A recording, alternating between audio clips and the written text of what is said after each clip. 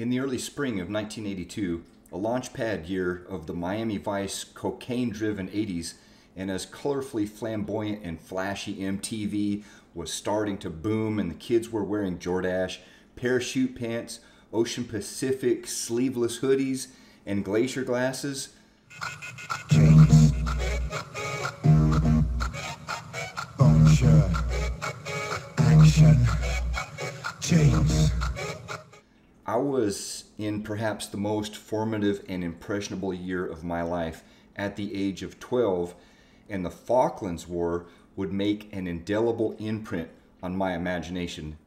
Although it was in the news daily, and this wasn't the 24/7, 365 online, if it leads, it bleeds, MSM cutthroat news cycle of today, but a slower and perhaps more impactful news of arguably more integrity, I had little idea of why the Royal British Navy, Marines, and Paras were slowly cruising to a fateful destination of chaotic conflict in some remote, nearly frozen islands east of southern Argentina. I remember the initial news story of what was labeled as the impetus of the war.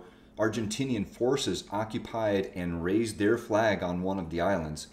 I remember people back then speculating that the conflict was political and partially about offshore oil. I don't know how much oil had to do with it, but I remember it being highlighted in the news how long it was taking the British to very slowly cruise down there, with some speculation about the slowness being due to diplomatic efforts and the Brits training and rehearsing for combat.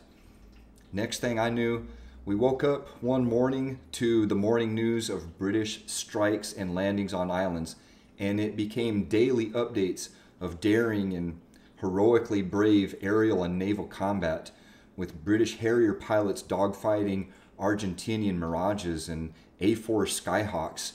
I believe it was the first appearance and use of new British aircraft carriers and Harrier jets, and Argentina, I believe, was first to use French-made Exocet anti-ship missiles. The constant images on TV pretty much made me want to join the military, even at the age of 12. Keep in mind, Operation Eagle Claw had recently failed in 1980 to rescue U.S. hostages in Iran, and I can remember there was very little coverage, that I saw anyway, of Ross Perot's successful rescuing of some of his personnel, which was covered in the book and flopped miniseries On the Wings of Eagles. Then, tragically in 1983, U.S. Marines were blown up in Beirut, and very shortly afterward, we landed on Grenada in Operation Urgent Fury, widely speculated to have been to divert attention from 241 U.S. military personnel losing their lives in Beirut. Compare that number, 241, to 13 lost pulling out of Afghanistan recently. This book highlights some of the politics and military conflict in Beirut during those days in the early 80s. Then there was Operation El Dorado Canyon, in which we bombed Libya, 1986.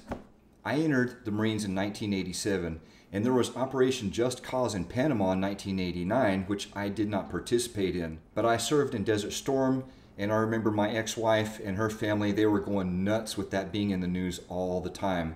I did not serve in Bosnia, Kosovo, Somalia, Haiti, but many of my family and friends did. And then I re-entered the military in 2003 and served in OIF and with JTF Gitmo. Reflecting on a lifetime of participating in or seeing in the media global conflict since about the age of 12, and it all started with the Falklands. I still have images in my head of the SAS, the Royal Marines and Paras, the Mirage, the Harriers, on land and naval and air battles. It's strangely surreal looking back to a stupid 12-year-old boy and realizing you've actually been there and done that now.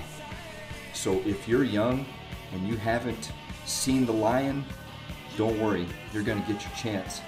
There's always going to be war.